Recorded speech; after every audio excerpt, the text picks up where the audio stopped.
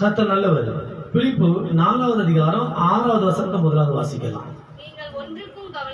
நீங்கள் ஒன்றுக்கும் கவலைப்படாமல் எல்லாவற்றையும் குறித்து உங்கள் விண்ணப்பங்களை ஸ்தோத்திரத்தோடு கூடிய ஜெபத்தினாலும் வேண்டுதலினாலும் தேவனுக்கு தெரியப்படுத்துங்கள்.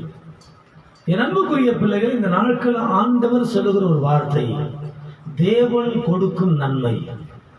தேவன் நமக்கு ஒரு நன்மை அவர் செய்ய விரும்ப வேண்டும் என்று சொன்னால், நீங்கள் நானும் ஒன்றுக்கு குறைபடாதபடிக்கு ஒரு வாழ்க்கை வாழ வேண்டும் என்று சொன்னால், ஆண்டவர் சொல்லுகிறார், நீ முதலாவது விண்ணப்பம் பண்ணு, முதலாவது நீ வேண்டுதலை செய்ய அப்படிங்கிறார். அப்படி தேவனுக்கு அதை தெரியப்படுத்துங்கன்னு சொல்றாரு. அப்ப முதலாவது நம்ம எந்த ஒரு காரியத்தை நம்ம செய்தாலும் அதை தேவனுக்கு தெரியப்படுத்தும் பொழுது தேவன் அந்த காரியத்துல சித்தம் உள்ளவராக இருந்தா காரியத்தை வாய்க்கப்படுவார். தேவனுக்கு அது விருப்பம் இல்லை அப்படின்னா அவர் என்ன பண்ண தெரியுமா, அதை நிறுத்திடுவார். அப்ப எந்த ஒரு நட்பும் எந்த ஒரு உறவுகளும் எந்த ஒரு காரியமும் தேவனுடைய சித்தம் இல்லாமல் நம்முடைய வாழ்க்கையில தேவன் அனுமதிப்பதே கிடையாது. அல்லேலூயா. நீங்கள் ஒன்றுக்கு கவலைப்படாமல் வாசிங்க, நீங்க ஒன்றுக்கு கவலைப்படாமல் எல்லாவற்றையும், அதாவது இதுதான் இல்ல, சுயநலமா இதுதான் கிடையாது, எல்லாவற்றையும் குறித்து உங்கள் விண்ணப்பங்களை, நீங்க என்னன்னா நினைக்கிறீங்க எல்லாத்தையும் என்ன பண்ணுங்க, விண்ணப்பம் என்ன பண்ணுங்க, உங்கள் விண்ணப்பங்களை ஸ்தோத்திரத்தோடு கூடிய ஜெபத்தினாலும் வேண்டுதலினாலும் தேவனுக்கு தெரியப்படுத்துங்க. அப்ப நீங்க சொல்ல வேண்டிய ஒரு இன்ஃபர்மேஷன் ஆண்டவருக்கு கொடுங்க அப்படிங்கிற. அப்ப நம்ம இன்ஃபர்மேஷன் யாருக்கு கொடுக்கணும் தெரியுமா, நம்ம ஜெபம் பண்ணி தான் ஆண்டவர் சொல்லணும், வேதவாசிக்கு ஆண்டவர்கிட்ட சொல்லணும். கர்த்தருடைய வார்த்தையை நம்ம ஆண்டவர்கிட்ட கேட்டு பெற்றுக்கொள்கிறது போல நம்மளுக்கு நிறைய காரியங்கள் இருக்கிறது, நிறைய எதிர்பார்ப்புகள் இருக்கிறது, நிறைய தேவைகள் இருக்கிறது, நமக்கு மிகப்பெரிய ஒரு சோத்திரம் திட்டங்கள் இருக்கிறது. இது எல்லாவற்றையும் நானே செஞ்சு முடிச்சிருவேன், என்னாலே முடியும், நானே சாதிச்சிருவேன் அப்படி இல்லை. நீங்க எல்லாவற்றையும் இது தேவனுக்கு தெரியப்படுத்துங்க. இன்னைக்கு நம்முடைய வாழ்க்கையில நம்முடைய காரியங்களை தேவனுக்கு எந்தெந்த விஷயத்தை தெரியப்படுத்தி இருக்கிறோம்? நம்ம எடுத்தது எல்லா காரியத்தையும் நம்ம ஆண்டவர் சொல்லி நம்ம செய்யறோமா, இல்ல நம்மளாவே நம்ம செஞ்சுக்கிட்டு இருக்கிறோமா? சில விஷயங்களை நான் செய்யறேன் பிரதர், கர்த்தர் சொல்லிதான் நான் இதை செய்யறேன் அப்படி சொல்லக்கூடிய அளவுக்கு நம்மளால ஏதாவது யூகித்து சொல்ல முடியுதா? இல்ல நான் இஷ்டம் செஞ்சுட்டு தான் இருக்கிறேன் அப்படி சொல்ல முடியுதா? அப்ப நம்ம இஷ்டத்துக்கு செய்வதற்காக தேவன் நம்மளை அழைக்கல, தேவனுடைய திட்டத்தை செய்வதற்காக தான் நம்மளை ஒவ்வொருத்தரும் கர்த்தர் அழைத்திருக்கிறார். எனவே அன்புக்குரிய பிள்ளைகளே, நாம் எது செய்தாலும் அது தேவனுடைய நாம மகிமைக்காக நாம் செய்ய வேண்டும். முதலாவது தேவனுக்கு அதை தெரியப்படுத்துவதில் நாம் காலதாமதப்படுத்தக்கூடாது. மத்தேயு 22வது அதிகாரம் 29வது வசனத்தை வாசிச்சு பாருங்க. மத்தேயு 22வது அதிகாரம் 29வது வசனத்தை வாசிச்சு, இயேசு அவர்களுக்கு பிரதியுத்தரமாக, நீங்கள் தேவ வாக்கியங்களையும் தேவனுடைய வல்லமையையும் அறியாமல் தப்பான எண்ணம் கொண்டிருக்கிறீர்கள். அப்போ நீங்க உங்க எண்ணம் எப்படி இருக்கு தெரியுமா? தேவ திட்டத்தை புரிஞ்சிக்க உனக்கு மனசு இல்ல, தேவ நோக்கத்தை புரிஞ்சிக்க மனசு இல்ல. ஆனா நீயே ஒரு பிளான் பண்ணி தப்பான ஒரு எண்ணத்தை வச்சுக்கிட்டு இருந்தா அதுக்கு தேவன் பொறுப்பாளியா மாற முடியாது. தேவ திட்டம் வாழ்க்கையில் நிறைவேறும் என்று சொன்னால் நீங்களால் தேவனுடைய பாதையில தான் நம்ம ஓட வேண்டும், தேவன் சொல்றதான் நம்ம செய்ய வேண்டும். எனவே ஆண்டவர் சொல்றாரு, நீங்க வேத வாக்கியது குறித்து ஆண்டோடைய சித்தத்தை குறித்து நீ தப்பான எண்ணம் கொண்டிருக்கிற. ஏன் தப்பான எண்ணம் கொண்டு இருக்கிற? தேவ சித்தம் நிறைவேறுவதற்காக ஒரு நபர் தேவனை அழைச்சாலும் வந்துடணும். இல்ல இல்ல இல்ல இல்ல நான் வரமாட்டேன், என்ன பண்ண முடியும் அவரால்? அதுதான் தப்பான எண்ணம், அதுதான் தப்பான எண்ணம். ஐயா அதுக்கு முன்னாடி ரட்சிக்கப்படாதுக்கு முன்னாடி நான் இருந்தேன் அப்படி நான் வாழ்ந்துடுறேன், அது வந்து உலக வாழ்க்கை. அது அப்படி யோசிக்க கூடாது. அப்படியே இயேசு ரட்சிக்கப்பட நடத்தினாரு, எதுக்கு அவர் வேறு பிரிச்சாரு, எதுக்கு அவர் வாழ வச்சிருக்கிறாரு, எதுக்கு அந்த காலகட்டத்துக்கு நம்ம என்ன பண்றாரு, அடுத்து ஒரு ப்ரொமோஷன் கொடுத்து அவருக்கு வாழ நம்ம அழைக்கிறார் அப்படின்னா நீங்கள் நானும் அவருக்கு தேவை என்பதை அவர் உணர்ந்திருக்கிறார். அந்த திட்டத்தை உணராம நாம தப்பானதை வச்சுட்டு வந்திருப்போம். ஐயோ இப்படி போயிட்டா எப்படி இருக்குமோ, அப்படி போயிட்டா என்ன நடக்கும், இதை செஞ்சா என்ன நடக்கும்? இல்லவே இல்லை. தேவனுடைய திட்டம் என்ன? அவருக்காக வாழ வேண்டும் என்று சொன்னால், அவருக்காக நம்ம பிரகாசிக்க வேண்டும் என்று சொன்னால், அவருக்காக எழுத வேண்டும் என்று சொன்னால் தேவனுக்கு நீங்கள் நாம் தேவையை மறந்துவிடக் கூடாது. அதை குறித்து ஒரு தேவ சித்தத்தை செய்வதற்கு நாம் தப்பான சுய முடிவு எடுக்கக்கூடாது. அன்புக்குரிய பிள்ளைகளே, ஆண்டவர் பேதுரு மீன் பிடிக்கிறப்ப பார்த்தாரு, என் பின்னால அவங்க மனசு எப்படின்னு சொன்னாரு. சரி பேதுரு முன்னாடி உடனே வலையை போட்டுட்டு ஏசப்ப பின்னாடி வந்துட்டாரு. என்ன நடந்துச்சு? மீனை போட்டு வந்தாச்சு, போட்டு வந்தாச்சு, வலையை போட்டு என்ன போட்டு வந்துட்டாப்ல. வந்துட்டு என்ன பண்ணிருக்காரு? இப்ப ஏசு பின்னால வந்துட்டாரு. புரியுதுங்களா? ஏசப்ப பின்னால வந்துட்டாரு. வந்த பிறகு இப்ப எங்க போனாலும் அற்புதம், எங்க போனாலும் அதிசயம், எங்க போனாலும் அடையாளம், எங்க போனாலும் அவரு இயேசு என்ன ஒரு ரெஸ்பான்சிபிலிட்டி இருக்குதோ அத்தனையும் அவருக்கு கிடைக்குது. பேதுருக்கு அவ்வளவு பெரிய ஒரு ஊழியக்காரனா எழுதி பிரகாசிக்கிறாரு. எங்க இயேசு சொல்லி நல்ல அன்பான சீசன்ல பேதுரு ஒரு ஆளா இருக்கிறாரு. எங்க போனாலும் யோவான், பேதுரு, யாக்கோபு இல்லாம தனியா போறதே கிடையாது. ஜெபம் பண்ற நேரம் தனியா போவாரு. மற்ற நேரங்கள் எங்க போனாலும் இவங்களும் அதிக நேரம் செலவு பண்ணுவாரு மற்ற சீசரோட. அந்த அளவுக்கு பேதுரு முக்கியத்துவம் வாய்ந்தவரா இருந்தாரு. அப்ப பேதுரு என்ன பண்றாரு தெரியுமா? இப்போ நினைச்சிருக்கலாம், இத்தனை கோடி ரூபாய் வளம் இருக்குது, இத்தனை கோடி ரூபாய் போட் இருக்குது, ஆண்டவர் இதை விட்டுட்டு இதை வர சொல்றாரு, இது தேவ சித்தமா இருக்காது, அதனால நம்ம ஏன் போகணும், இருக்கிற நல்லா தானே இருக்குது அப்படி சொல்லி உட்கார்ந்துருந்தா பேதுரு இயேசு கிறிஸ்துவுக்கு நல்ல சீசனாக பயன்படுத்த முடியாது. ஆண்டவர் சொல்றாரு, என் பின்னால வா நீ அப்படி கூப்பிடாரு. பேதுரு பார்த்து, உன்னை மனுஷன் பிடிக்கிற மாத்தவர் சொல்றாரு, எல்லாத்தையும் தூக்கி தூரம் எரிஞ்சிட்டு கர்த்தர் பின்னால வந்துட்டாரு. சரி, இப்ப இங்க வந்தாச்சு, மற்ற ஆண்டவர் பயன்படுத்தி இருக்கிறாரு. பயன்பட்ட பிறகு இப்ப இயேசு கிறிஸ்து மரித்து 3ஆம் நாள் மரித்து அடக்கம் பண்ணப்பட்டாச்சு. இப்ப அவர் சொல்லிட்டு போனாரு, நான் மரித்து 3ஆம் உயிரோடு எழுந்திருப்பேன்னு சொல்லிட்டு போனாரு. ஆனா இதெல்லாம் மறந்து போய் பேதுரு என்ன பண்ண தெரியுமா? மீண்டும் பழைய வலை எடுத்துக்கிட்டு கடலுக்கு போக ஆரம்பிச்சாரு. மீனுக்கு போறா இருக்கும், போட் எடுத்து நம்ம மீன் பிடிக்க போறேன், யார் யாரும் வரையும் கேட்பாரு. ஒரு சில கூட வருவாங்க, கூட போயிடுவாரு, கடலுக்கு போயிடுவாரு. தேவ சித்தத்தை குறித்து தப்பான எண்ணம் வைத்திருக்கிறவர்கள் என்ன பண்ணுவாங்க தெரியுமா? விட்டதை தொடுவார்கள். இப்ப இயேசு எதுக்கு அழைச்சிருக்கிறாரு? என்ன சொல்லிட்டு போனாரு? என்ன செய்ய விரும்புறாரு? நமக்குள்ள என்ன நோக்கம் இருக்குது? என்ன திட்டம் இருக்குது? ஏன் 33 வருஷ காலத்துல 3 வருஷ காலம் இந்த சீசனுக்கு கூடவே இருந்து அவங்க ட்ரைனிங் கொடுத்தாரு தெரியுமா? அவங்க ஆண்டவருக்கு தேவை. அவர் இல்லாத இடத்துல இவங்க இருந்து செய்வாங்கன்னு சொல்லி நம்பி அந்த பொறுப்பு கொடுத்து போனாரு. ஆனா இவங்க என்ன பண்ண தெரியுமா? எல்லாருமே அவர் போன பிறகு அவரே போயிட்ட தலையா இல்ல, நம்ம என்ன பண்ண முடியும்? வாழு, நம்ம கிளம்புவோம் வா, அப்படி வலைய எடுத்து போயிட்டாங்க கிளம்பி. புரியுதா? அப்போ அவர் சொன்ன நோக்கம் என்ன? எதற்காக இத்தனை வருஷ காலத்துல அவங்க கூட இருந்து ட்ரைனிங் கொடுக்குறாரு, அற்புதம் செஞ்சு காட்டுறாரு, அடையாளம் செஞ்சு காட்டுறாரு. என்ன பண்றாரு? குருட பார்வை கிடைக்கிறோம், முடவ நடந்துகிட்டு இருக்கிறோம். என்ன பண்ற? 5 10 5000 சாப்பிட்டு இருக்கிறாங்க. பெரிய பெரிய அற்புதம் அடையாளம் நடந்துட்டே இருக்குது. இவ்வளவு நடந்தும் கூட இதை கண்ணால பார்த்து பார்த்து பார்த்து பார்த்து ஆச்சரியப்பட்ட பேதுரு இப்ப என்ன பண்றாரு தெரியுமா? எல்லா சீசனோட சீக்கிரம் வளையத்துக்கிட்டு கடவுள் போயிடுறாரு, மீன் பிடிக்க போற. ஏன் தெரியுமா? தேவ வார்த்தை குறித்து தப்பான எண்ணம். ஆண்டவர் மறிச்சுட்டா இங்க வரமாட்டாரு, இனி அவர் இல்லாத இடத்துல யாரும் வர முடியாது, அவர் தான் இனிமே, அவரே போயிட்டாரு, நம்மளால ஒண்ணும் பண்ண முடியாது, என் ஊரை சொல்லி எதிரியா இருக்கிறாங்க, நம்மளை காப்பாற்ற முடியாது, அது நமக்கு யாரும் கிடையாது சொல்லி நம்மள வசனத்தை குறித்து நம்பிக்கை இல்லை, அவர் செய்ய அற்புதத்தை குறித்து நம்பிக்கை இல்லை, அவர் சொன்ன வார்த்தையை குறித்து உயிர்த்தது குறித்து நம்பிக்கை இல்லை. இப்படி எதுவுமே இல்லாம போனபடினால மீண்டும் வலை எடுத்து போயிட்டான். எங்க போயிட்டாரு? கடலுக்கே வேலை பண்றதா போறேன் போயிட்டாப்ல. என்னன்னு புரிய சில நேரங்கள்ல தேவன் உங்களை இணைக்கிறார் அப்படின்னா எதுக்காக தெரியுமா? நீங்க நான் வாழ்கிற வாழ்க்கை, அந்த வாழ்க்கையில ஏதோ நிரந்தரம் அவருக்கு தெரியும். நீ கர்த்தருக்கு தேவன் அவர் தெரியும், அவருடைய பயன்படணும் அவர் சித்தம், அவருக்கா வாழுங்கிற ஒரு சித்தம். நம்ம நினைச்சிட்டு இல்ல இதுலயே வாழ்க்கை, இந்த வேலை செஞ்சே வாழ்க்கை முடிச்சிடும், இதுல செட்டில் ஆயிட்டுவேன், இதுலயே வாழ்க்கை முடிச்சிடும், நான் அப்படி நல்லா இருந்துருவேன். இல்லவே இல்லை. இப்படி வாழ்வதற்காக நீங்கள் அந்த பூமிக்கு தேவையில்லை, இயேசுக்கு தேவையில்லை. நீங்கள் இதை விட மேலான ஒரு காரியத்தை செய்ய வேண்டும், ஆண்டவருக்கு பயன்பட வேண்டும், ஆண்டவருக்கான பிரகாசிக்க வேண்டும். அதுதான் தேவன் விரும்புகிறவர் பார்த்தோம் அன்புக்குரிய பிள்ளைகளே. ஆனா இன்னைக்கு நம்ம வாழ்க்கை நினைச்சிட்டு தெரியுமா? இல்ல இந்த வாழ்க்கையே நல்லதான இருக்குது, இப்படி நான் இருந்துட்டா நல்லதான இருக்கும். தப்பான எண்ணம் கொண்டு இருக்கிறீர்கள். தேவ திட்டத்தை அலட்சியப்படுத்துகிறீர்கள், தேவ நோக்கத்தை அலட்சியப்படுத்துகிறீர்கள், தேவன் விரும்புகிறதை செய்யாமல் தேவன் விரும்பாததை செய்து கொண்டிருக்கிற ஒரு நிலைமை வாழ்ந்து கொண்டிருக்கிறீர்கள் என்பதை மறந்துவிடக் கூடாது. அன்புக்குரிய பிள்ளைகளே, அதுதான் மத்தேயுல இயேசு சொல்றாரு 22வது அதிகாரத்துல 29ல சொல்றாரு, நீங்கள் வசனத்துக்குரிய தப்பான எண்ணம் கொண்டு சொல்றாரு. 1 தீமோத்தேயு 1 தெசலோனிக்கேயர் 5வது அதிகாரம் 18வது வசனம் என்ன இருக்குது? 1 தெசலோனிக்கேயர் 5:18 எல்லாவற்றையும் ஸ்தோத்திரம் செய்யுங்கள். அப்படி செய்வதே கிறிஸ்து இயேசுவுக்குள் உங்களை குறித்து தேவனுடைய சித்தமாய் இருக்கிறது. அப்ப தேவ சித்தம் என்ன? ஆண்டவருக்கு ஸ்தோத்திரம் சொல்றது தேவ சித்தம். ஆண்டவரே, என்ன இதுவரைக்கும் ஒரு குறிப்பிட்ட ஒரு சதையில வச்சிருந்தீங்க, இப்ப வெளியே கொண்டு வந்துட்டீங்க. இப்ப நான் உங்களுக்கா வாழ விரும்புகிறேன், உங்களுக்கு பிரகாசிக்க விரும்புகிறேன், உங்களுக்கு எழும்ப விரும்புகிறேன். இப்ப என்ன சுற்றி சிறையிருப்பெல்லாம் என்ன விட்டு வெளியெடுத்து போகணும்னு சொல்லி ஜெபிக்கிற தேவ சித்தம்.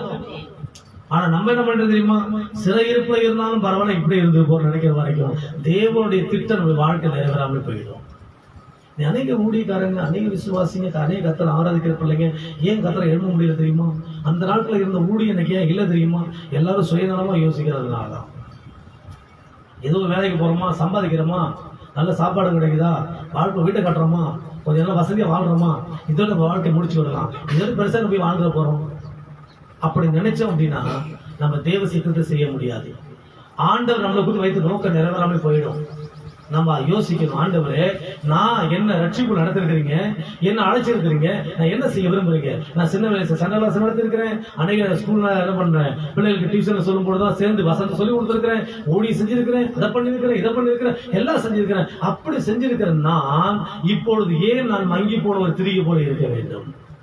நான் இப்போது ஏன் வங்கி போன தெரியவில் இருக்க வேண்டும்? தேவனுடைய திட்டம் என்ன தெரியுமா? உலகத்தில் யாருக்கு கொடுக்கவும் முடியாத ஒரு ஞானத்தை, யாருக்கு கொடுக்காத ஒரு ஆத்ம பாரத்தை உங்கள் மீது என் மீது கத்த வைத்திருக்கிறார் என்று சொன்னால் அதுக்கு அர்த்தம் என்ன தெரியுமா? நீங்கள் நானும் ஆத்ம ஆதாயம் செய்கிறவர்களாக கத்தருக்கு தேவை என்பதை மறந்துவிடக்கூடாது. அல்லேலூயா. என் அன்புக்குரிய பிள்ளைகளே, எனவே நாம் தேவ திட்டத்துக்கு நம்ம அர்ப்பணிக்க வேண்டும். எல்லாம் ஒரு சோதனை சொல்லுது. கத்தத்தை கேளுங்க, ஆண்டவரே, நான் ஊழியம் செய்ய விரும்புறேன், உங்க சித்தத்தை நான் செய்ய விரும்புறேன், அந்த அழைப்பு இருந்துச்சு, இப்ப நான் ஏதோ ஒரு கால சூழ்நிலை நிமித்தமா என்ன பண்ணி இருக்கிறேன், என் சூழ்நிலை தடுமாற்றத்துல என்ன பண்ணி இருக்கிறேன், ஏதோ ஒரு வாழ்க்கையில் வாழ்ந்துகிட்டு ஏதோ ஒரு காலத்தை போயிட்டு இருக்கிறேன், உங்களுக்கு என்ன எழும்ப முடியல, பிரகாசிக்க முடியல, உடச்சி கொண்டு வாங்க என்ன அப்படி ஜோம் பண்ணி பாருங்க. கத்தர் உடச்சு தகர்த்து என்ன பண்ண தெரியுமா? நிர்மூலம் பண்ணிட்டு கத்தர் நம்மளை எழுப்பி பிரகாசிக்கப்பட ஆரம்பிச்சிருவார். ஆனா நாம என்ன பண்ண தெரியுமா? நம்ம தேவனுக்கு அர்ப்பணிக்கணும், அதுதான் முக்கியம். ரோமர் 1வது அதிகாரம் 21வது வசனம் வாசிப்பா. அங்க இருக்குது, சீக்கிரம் வாங்க. ரோமர் 1:21. அவர்கள் தேவனை அறிந்தும் அவர் தேவனுடன் மகிமைப்படுத்தாமல். பாத்துட்டீங்களா? அவர்கள் இயேசு கிறிஸ்து தேவனுக்கு தெரியும். உங்களுக்கு எனக்கு இயேசு தேவன் தெரியும், அற்புதம் செய்கிறவாறு தெரியும், ரட்சகர்னு தெரியும், மீட்பர்னு தெரியும், மேசியான்னு தெரியும், உங்களுக்கு எனக்கு சிலர் அழைப்பட்டார் தெரியும், 3ஆம் நாள் உயிரோடு எழுப்பினார் தெரியும். அப்புறம் என்ன தெரியும்? நமக்கு வாழ்க்கை வழிகாட்டி அவர்தான் தெரியும். மரணத்துக்கு பிறகு ஒரு வாழ்க்கை இருக்கிறது தெரியும், இயேசு மீண்டும் வரப்போறாரு தெரியும், உயிர் தெழுதலுக்கு தெரியும், நியாய தீர்ப்புக்கு தெரியும், புதிய உருவாக்கப்படும் நமக்கு தெரியும். இயேசு வரதுக்கு முன்னாடி என்ன அற்புதம் அடைய நடக்குதுங்கிறத இந்த பூமி நடந்துட்டு இருக்கிறதெல்லாம் நிறைய பேர் பிரச்சனை பண்றாங்க, நிறைய சேனல் நீங்க பாக்குறீங்க சோசியல் மீடியாவில், அது எல்லாமே தெரியும். தெரிந்திருந்தோம் அவர்கள் தேவனை அறிந்திருந்தும் அவனை தேவன் என்று மகிமைப்படுத்த விரும்பவில்லை. ஏங்க, இயேசு தான் தெய்வம் தெரியும், ஆனா தெரிஞ்சுதான் அவர் கடவுள் சொல்ல வைக்கப்பட்டா நம்மள மாதிரி ஒரு ஆளையாங்க நினைச்சு பாருங்க. அவர் தேவன் நல்லா தெரியும், தேவனுக்கு தெரிஞ்சுதான் தேவன் மகிமைப்படுத்துறாங்க, வேற நம்ம மகிமைப்படுத்த போறோம். அப்போ தேவன் என்பதை தெரிந்து வைத்திருந்தும் நான் விக்கிர ஆராதனை செய்வது பாவமா பாவம் இல்லையா? அவர் தேவனை அறிந்து வைத்திருந்தும் தேவனை விரும்புகிறதை விட வேண்டுமா விட வேண்டாமா? தேவன் அவர் தான் உண்மையான கர்த்தர் அறிந்திருந்தும் அவர் சித்தம் இதுதான் தெரிந்து வைத்திருந்தும் அதை செய்யணுமா செய்ய வேண்டாமா? அப்ப தேவன் உயிரோடு இருக்கிறார், அவர் தான் தெய்வங்க நம்ம அறிஞ்சு வச்சிருந்தும் கூட, அவர் ஒரு திட்டத்தை வச்சிருக்கிறாரு, ஒரு நோக்கத்தை அறிஞ்சு வச்சிருக்கிறாருன்னு தெரிஞ்சிருந்தும் கூட அந்த திட்டத்தின் நோக்கத்தை நிறைவேற்றாமல் இருப்பதே பெரிய பாவம். கொலை செய்யணும் அவசியம் இல்லை, பொய் சொல்லுங்கிற அவசியம் இல்லை, திருடனுங்கிற அவசியம் இல்லை, வேற எந்த மாதிரி பாவம் செய்ய அவசியம் இல்லை. தேவ திட்டத்தை செய்வதற்கு தடையா இருக்கிறது பெரிய பாவம் தான். அப்போ என் அன்புக்குரிய பிள்ளைகளை நம்முடைய வாழ்க்கையில அவர் தேவன் என்பதை அறிந்திருந்தும் அவர் என்ன பண்ணாங்க? மகிமைப்படுத்தாமல் விட்டாங்க. அப்ப இன்னைக்கு நம்முடைய வாழ்க்கையில நாம் அறிந்து கொண்டிருக்கிற ஆண்டவரை மகிமைப்படுத்துறோமா தூசிக்கிறோமா? சரி யோசிச்சு பாருங்க. சின்ன வயசுல ஊழி அழைப்பது, ஆனா எனக்கு ஊழி செய்ய வாய்ப்பே கிடையாது. ஏன்னா குடும்பம் மோசமான ஒரு குடும்பத்தை சிக்கிக்கிட்டேன், என்னால ஊழி செய்ய முடியாது பிரதர், ஊழி செய்ய முடியாத நிலைமை இருக்கிற ஐயா, கூலி செய்ய நினைக்கிறேன், ஆண்டவத்தை வாழ நினைக்கிறேன், முடியல ஐயா. எத்தனை குடும்பங்கள், எத்தனை பிள்ளைங்க சொல்றாங்க தெரியுமா? ஆனா அப்படி அறிந்திருந்தும், அவர் ஊழியத்தை அழைத்ததுக்கு அறிந்திருந்தும், ஊழி செய்யணுங்கிற வாஞ்சி இருந்திருந்தும் அதை செய்யாமல் தடைய முதல்ல உடைக்கிறதுக்கு ஜெபம் பண்ணணும். ஆண்டவருக்காக எதனா இழக்கலாம், எந்த காரணம் ஒன்றும் எதுக்காக ஆண்டவருடைய இழக்கவே கூடாது. ஆபிரகாம் எல்லாத்தையும் எனக்கு ஆயத்தமானார். ஏய், நாட்டை விடுறான்னா சொந்த நாடு விட்டாரு, வீட்டை விடு, வீட்டையும் விட்டாரு. சொந்த ஜாதி ஜனம் சொந்தம் அதெல்லாம் தூக்கி தூர எரிஞ்சிட்டாரு. அதுதான் வாழ்க்கை. ஆண்டவருக்காக தன்னை தியாகம். ஆண்டவர் தான் சொல்றாரு, ஒருவன் என்ன பின்பற்றி வர விரும்பினால் அவன் தன்னைத்தானே வெறுத்து அப்படிங்கிறாரு. அப்ப வெறுக்க வேண்டிய அடுத்தவங்களை வெறுக்க வைக்கிறது கிடையாது. நம்ம முதல்ல நம்ம வெறுக்கணும். எதை அதிகமா நேசிக்க அதை வெறுக்கணும். இயேசு நாமத்தினால நான் ஆண்டவர் ஊழியம் செய்ய போறேன், கர்த்தர் நான் வாழ போறேன், ஆனா இந்த தடையா இருக்கிற என்ன தடையெல்லாம் வெறுக்கிறேன். இயேசு நாமத்தினால வெறுத்துட்டு கர்த்தருக்கான விழுவ ஆரம்பிச்சிடலாம். அன்புக்குரிய பிள்ளைகளே, இப்போ வாசி பாருங்க, நம்முடைய வாழ்க்கையில 2 தீமோத்தேயு 3வது அதிகாரம் 1வது வசனம் 2வது வசனம். மேலும் கடைசி நாட்களில் கொடிய காலங்கள் வரும் என்று அறிவாயாக. எப்படியெனில் மனுஷர்கள் தற்பிரியராயும் பணப்பிரியராயும் வீம்புக்காரராயும் அகந்த உள்ளவர்களாயும் தூசிக்கிறவர்களாகவும் அடுத்தது நன்றி அறிவு இல்லாதவர்களாகவும் அப்புறம் சுபாவ அன்பு இல்லாதவர்களாகவும் இணங்காதவர்களாகவும். ஆமா, இப்படி லிஸ்ட் போயிட்டே இருக்கு. ஏன் தேவனுடைய சித்தத்தை செய்ய முடியல தெரியுமா? ஏன் தேவனுடைய நோக்கத்தை செய்ய முடியல தெரியுமா? அது நிறைய லிஸ்ட கர்த்தர் அடிக்க வச்சுட்டே வராது. அது முதல்ல சொல்ற வாசிங்க. சரி, அறிவாயாக. ஒரு கிறிஸ்தவ கொடிய காலம் எது? என்ன வருகையா? ஒரு கிறிஸ்தவ கொடிய காலங்கள் எது? இந்த பூமியில நிலநடுக்கமா, இல்ல யுத்தங்கள் செய்திருக்க இதுவா, இல்ல பஞ்ச பசி பட்டினியா? கொடிய காலம் எது? முதலாவது வாசிங்க. கடைசி நாட்கள்ல வரும் அறிவாயாக. எப்படி மனுஷர்கள் தற்பிரியராய் இருக்கிறது பாவம். அதுதான் கொடிய காலம் ஒரு மனுஷனுக்கு. கவனிங்க, முதல்ல தற்பிரியரா இருப்பாங்க, தன்னை மட்டுமே கவனிச்சுடுவான், தன்னை மட்டுமே பார்த்துக்கிடுவாங்க. நான் நடந்த போது மற்ற நாசமா பட கவலை. தற்பிரியர் அவன் எப்படி போனா, வீடு எப்படி போனா, குடும்பம் எப்படி போனா, பிள்ளை எப்படி போனா, யார் எங்க போனா, நார்மலா தான் போகும். நான் சம்பாதிக்க, நான் சாப்பிட்றேன், ஏன் செலவு பண்ணாது, ஏன் இஷ்டம். இதுதான் கொடிய காலம். இதுதான் கொடிய காலம் கிறிஸ்தவங்களுக்கு. 2வது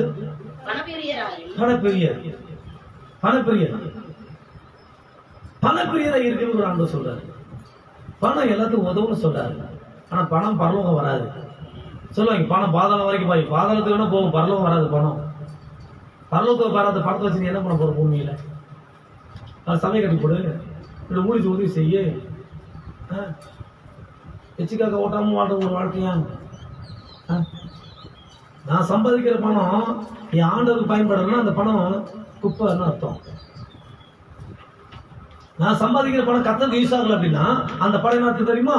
அது சில சத்துரு உள்ள வந்துட்டான்னு அர்த்தம். நம்ம சம்பாதிக்கிற ஒரு ரூபாயிலையும் அது இயேசு இருக்கும். நான் பணப்பிரியனா இருந்தா நான் கர்த்தருக்கு உண்மையை காணி கொடுக்க மாட்டேன். நான் பணப்பிரியனா இருந்தா நான் கர்த்தருக்கு தசமபாகம் செலுத்த மாட்டேன். நான் பணப்பிரியனா இருந்தா நான் கர்த்தருக்கு முக்கியத்துவம் கொடுக்க மாட்டேன். நான் பணப்பிரியனா இருந்தா தேவனுக்கு நான் இதே செய்ய மாட்டேன். நான் பணப்பிரியனா இருந்தா கடைசியில கொஞ்ச நாட்கள்ல எனக்கே நானே புரோஜனம் போயிடுவேன். பைபிளை எந்த இடத்துலையுமே யாரையும் ஆண்டவர் பனிஷ்மெண்ட் பண்ணாருங்கிறது ரொம்ப கம்மியான பனிஷ்மெண்ட் கொடுத்துருக்காரு. ஆனா ஒரே ஒரு ஸ்ட்ராங்கான பனிஷ்மெண்ட் கொடுக்குறாரு. அப்போ சொல்லாரு, அனனியா சங்கான் கொடுக்குற விஷயத்துல தவறி போயிட்டாங்க. என்ன பண்றாரு? சரியான பனிஷ்மெண்ட். பைபிள்ல வேற எங்கேயும் யாரும் கொடுத்தது கிடையாது. பெரிய தண்டனை அவங்க வாழ்ந்தாங்க. கணவன் மனைவி 2 பேருமே தண்டிக்கப்படுறாங்க. அந்த சம்பவத்தில் பைபிள் வேற எந்த சம்பவம் கொடூரமான சம்பவம் கிடையாது. ஏன் தெரியுமா? தேவனுக்கு பயன்பட வேண்டிய ஒரு பொருள் தேவனுக்கு பயன்படாவிட்டால் அது எதற்கு பயன்பட போகுது? எனவே அன்புக்குரிய பிள்ளைகளே, நம்முடைய வாழ்க்கையில நாம் தேவனுக்கு உரியவர்கள் மறந்துவிடக் கூடாது. நம்முடைய உடமை, நம்ம உடை, நம்முடைய இருப்பிடம் கத்தை தான் சொன்னோம். நம்ம பணப்பிரியரை இருக்கக்கூடாது. அடுத்தது வீம்புக்காரன், போதாலும் வீம்பு. மோதி பார்த்துக்குமா, சண்டை போய் பார்த்துக்குமா, நீ பேச நான் பேசிடுவேனா, நான் பேச மாட்டேன்னு இதெல்லாம் அடுத்தது வீம்பு பிடிச்சி தெரியக்கூடாது. அடுத்தது இதெல்லாம் கொடிய கால கிறிஸ்தவங்க அகந்த. சரி, இப்படி நிறைய லிஸ்ட் போயிட்டே இருக்கு. அதனால என் அன்புக்குரிய பிள்ளைகளே, நீங்கள் நானும் தேவனுடைய சித்தத்தை செய்ய பிறந்திருக்கிற பிள்ளைங்க என்ன பண்ண? சங்கீதம் 50:20 வாசிக்க முடிச்சுன்னா 50:20 இருக்குது. 50:20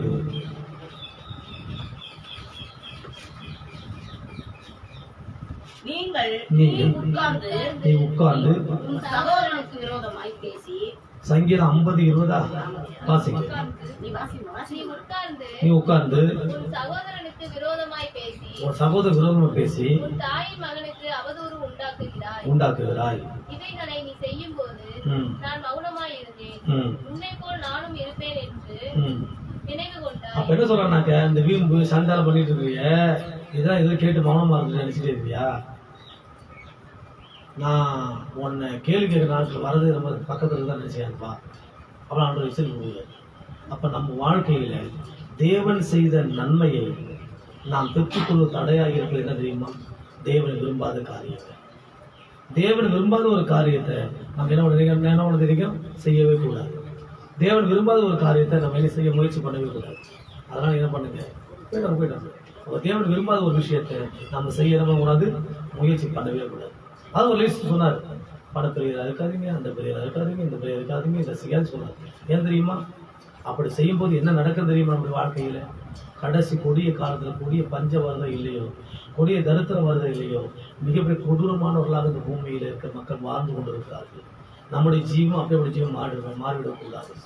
அதனால நம்முடைய வாழ்க்கையில என்ன தெரியுமா, நாம அவதூறு பண்ணுற விஷயத்துல இருந்து, தேவன் விரும்பாத காரியத்திலிருந்து நாம் விலகி தேவன் விரும்புகிற காரியத்தை செய்வோம். தேவன் விரும்பாத காரியம் என்ன? நான் சொல்றதை செய், எனக்கு மட்டுமே என்ன பண்ணு சொன்னா அது சாத்தானுடைய பேச்சு.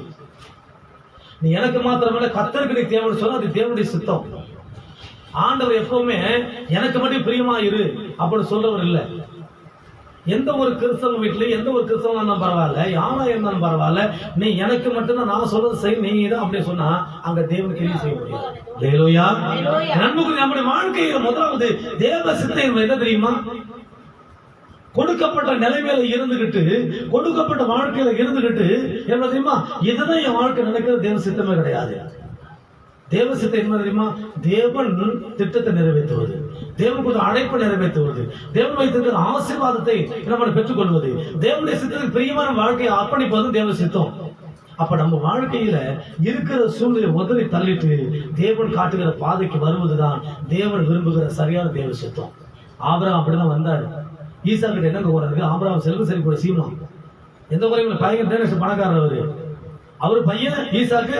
அவரு நினைச்சா நம்ம தெரியுமா, இருக்கிற இடத்துல இருக்கு நம்ம தெரியுமா, எத்தனை நாடுகளுக்கு ஆளு போய் எல்லா நாடு ஆளு பண்ணுவாங்க. ஆடு மர தீவனம் கொண்டு வாடா, பசியா இருக்குது, பஞ்சமா இருக்குது அப்படி சொன்னா என்ன பண்ண, எத்தனை வெள்ளி தங்க வயிறு மல்லி எல்லாம் கொடுத்து பண்ணுவாங்க, பைக் ஒருத்தர் கொண்டு வருவாங்க ஆடு மாடுகளுக்கு. ஆனா ஈசாக்கு வந்து அந்த தேசத்துல விதை வைக்கிறது. என்ன அவசியம் இருக்குது? என்ன அவசியம் இருக்குது? விதை வைக்கிறாரு போயிட்டு. ஏன்? அவருக்கு தெரியும், ஈசாக்கு தெரியும், நான் இருக்கிற பட்டணத்துல எங்க அப்பாவை கர்த்தர் ஆசீர்வதித்தார், இனிமே நான் போகிற பட்டணத்துல என்னையும் கர்த்தர் ஆசீர்வதிப்பார். அதுதான் தேவ திட்டம். யாக்கோபு வீட்டை விட்டு வேற ஓடுறாரு. ஆனா வரும்போது சொல்றாரு, நான் 2 பரிவாரம் கூட வந்தேன் அப்படிங்கிறாரு. என்ன நினைச்சு போயிருப்பாரு? கர்த்தரை காப்பாற்ற நினைச்சு போயிருப்பாரு. உயிரை கைப்பிடி ஓடுறா, ஏசா வெட்டியில கொண்டு வந்து பயந்துட்டு ஓடுறாப்புல. ஆனா ஒரு காரியத்தை செய்யறாரு, ஒரு கல்லை நிறுத்தி இது வானத்தின் வாசல் பேர் வைக்கிறாரு. உங்களுக்கு சம்பவம் தெரியும். அவங்க சொல்றாரு, நான் எப்படி போகிறேனோ அதே மாதிரி திருப்பி நான் அழைச்சிட்டு வந்தீங்கன்னா ஆசீர்வாதத்தோட உயிரோட ஜீவோட அழைச்சிட்டு வந்தீங்கன்னா இந்த இடத்துல அவங்க ஒரு பலிபீட கட்ட சொல்லி பொறுத்து போறாரு. போயிட்டு ஆசீர்வாதம் பெற்றுக்கிட்டு அதே பாதையில் வராரு. வரும்பொழுது அதே மாதிரி பலிபீடத்துல பலி செலுத்துகிறார் யாக்கோபு. இல்ல இல்ல, நான் அந்த வாழ்க்கை சரியா அப்படியே இருந்து போயிடுறேன் ஆபிரகாம் நினைக்கல. இல்ல இல்ல இல்ல, எங்க அப்பா கூட சொத்து எனக்கு போதும், இதை வச்சு காலத்தை ஓடிடுவேன். நான் சொல்றேன், 5 கோடி ரூபாய் சொத்து இருந்தாலும் சரி, ஒரு மனுஷன் 2 கண் 2 கிட்னி போச்சு என்ன பண்ண முடியும்? லிவர் போச்சு என்ன பண்ண முடியும்? காசு கொடுத்து வாங்கிக்கலாமா? எத்தனை சுகரம் வாங்க முடியும்? மாமனார் மாமியார் சுதந்திரம் இருக்கிறாங்க, நம்ம நேசிக்கிற அநேகர் பேர் இருக்கிறாங்க. யாருக்கா 2 பேருக்கு ஏதாவது ஆகி போச்சு என்ன பண்ண முடியும்? ஒரு நொடி போல இருக்கிற எல்லாம் கூட அழிச்சு போயிடும். நம்ம எதை சேஃப் நினைக்கிறோமோ அதை காப்பாற்றாது. ஆனா இயேசு கிறிஸ்து சேஃப், அவர் நம்ம காப்பாற்றுவார்.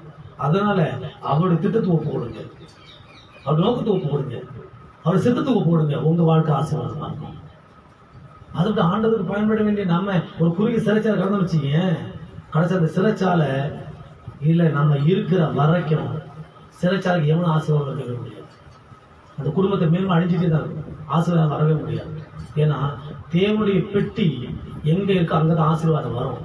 அதே மாதிரி தேவனுடைய பிள்ளைங்க நீங்க இருக்கிற ஆசீர்வாதம் இருக்க வேண்டும் என்று சொன்னால் நீங்க தேவ சித்தத்துக்கு ஒரு ஒப்பு கொடுக்கணும், ஊழியத்தை அர்ப்பணிக்கணும். ஏன் ஊழியம் என்ன? இந்த 2 காலங்கள்ல இயேசு நேசிக்கிறாரு அப்படி 2 பேரும் சொல்லுங்க, யார் உங்களை தடை செய்ய போறான்?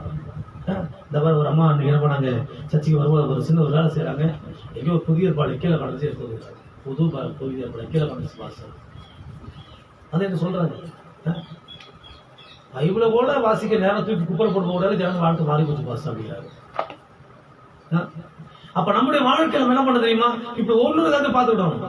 அப்ப நம்முடைய ஜீவியத்தை நான் ஒரு பைபிள் நம்ம வந்து நாயகம் அதை காணுங்க கத்தது. இது ஒரு பைபிள், இது வந்து இல்லை, இந்த பைபிள் தான் நினைக்கிறேன். இது ஒரு குப்பையில தான் இருந்துச்சு. இது குப்பையில தான் வாங்கினேன், பழைய இரும்பு கடையில கடந்து வாங்கினேன். புரியுதா? கத்த நல்லது. இன்னைக்கு பைபிள் நினைச்சுக்கிறேன் வாசிக்கிறேன், டைம் கிடையாது எல்லாருக்கும், அவ்வளவு பிஸி. இன்னைக்கு என்னைக்கே கண்ணாண்ட புடுங்க போறாரு அப்படின்னு தெரியும். பைபிள் வாசிக்கிற நிலமெல்லாம் போகிறாரு. பைபிள் நல்லா நேசிக்கிறாரு. கடைசி காலத்தில் வாழ்ந்துட்டு அன்புக்குரிய பிள்ளைகளை, வேதம் உங்க கையில் இருக்குன்னா அந்த வேதத்தை நீங்க நேசிக்கணும். கண் இருக்கிறதுக்குள்ள பைபிள் வாசிச்சிருங்க, காது இருக்கிறதுக்குள்ள பிரசங்கத்துல கேட்டுருங்க, இருதயம் துடிச்சிட்டு இருக்கும் போதே அவருக்காக வாழ்ந்துடுங்க, நல்லா நடக்கும் போதே அவருக்காக ஊழியம் செஞ்சு பயன்படுங்க. இதெல்லாம் ஒரு நாள் இல்லாத சூழ்நிலை வந்து போச்சுன்னா உங்களால் என்னாலையும் ஆண்டவருக்காக பயன்பட நினைச்சா கூட பயன்பட முடியும். நிறைய பேர் சொல்றாங்க, இன்னைக்கு எனக்கு தெரிஞ்ச பாசம் நிறைய பேர் நண்பர்கள் இருக்கிறாங்க, நாளை வீணடிச்சினையா, காலத்தை வீணடிச்சினையா, இவ்வாறு எதுவுமே நான் நல்லா ஆடி ஊழி செஞ்சுக்கிறேன், நல்லா பயங்கரமா இருக்கேன். இப்போ இப்படி இருக்கிறேன், உட்காந்துட்டு எழுந்திரிக்க முடியல, நடக்க முடியல, உட்கார முடியல, சாப்பிட முடியல, கஷ்டப்படையா. ஓடுற காட்டு ஓடாம இருந்ததுனால இன்னைக்கு நம்ம உட்காந்துருக்க காட்டு ஓட முடியல. உடனே ஆன பிறகு என்ன பண்ண முடியாது, ஓட நினைக்கவே முடியாது. உங்களுக்கு பலன் இருக்குது, கத்தக்கா ஓடுங்க. உங்களுக்கு நல்ல காரணம் கத்த கொடுத்துருக்கிறாரு, அது இருக்கிற நாட்கள் ஆண்டருக்கு உங்களை பயன்பட உங்களை ஒப்பு கொடுங்க, அர்ப்பணிங்க. இந்த 2 காலங்கள்ல இந்த கடைசி நாட்கள்ல கத்தோடைய பிள்ளைகளை ஆராதிக்கிற பிள்ளைங்க, நான் உங்ககிட்ட ஒரே ஒரு வார்த்தை முறை கேட்கிறேன். இப்ப இருக்கிற வாழ்க்கை நிரந்தரமா நினைக்காதீங்க. அது அவர் நினைச்சா ஒரே நாளையில அழிச்சிடுவார். யோபுக்கு ஒரே நாள் அழிச்ச மாதிரி மொத்தம் அழிச்சு நடுந்து கொண்டு வருவார். ஆனா அவர் நினைச்சா அவருக்காரைக்கு வாழ நினைக்கும் பொழுது, அவருக்காரைக்கு வைராக்கியம் இருக்கும் பொழுது அவர் உங்களை மீண்டும் கட்டி எழுப்பாங்க முடியும். அதான் மனுஷனுடைய சித்தத்துக்கு ஒப்பு கொடுக்காதீங்க, தேவனுடைய சித்தத்துக்கு ஒப்பு கொடுங்க. கடவாசம் திரும்ப வாசிங்க. இப்போ பிலிப்பியர் 4வது அதிகாரம் 7வது வசனம் திரும்ப வாசிங்க.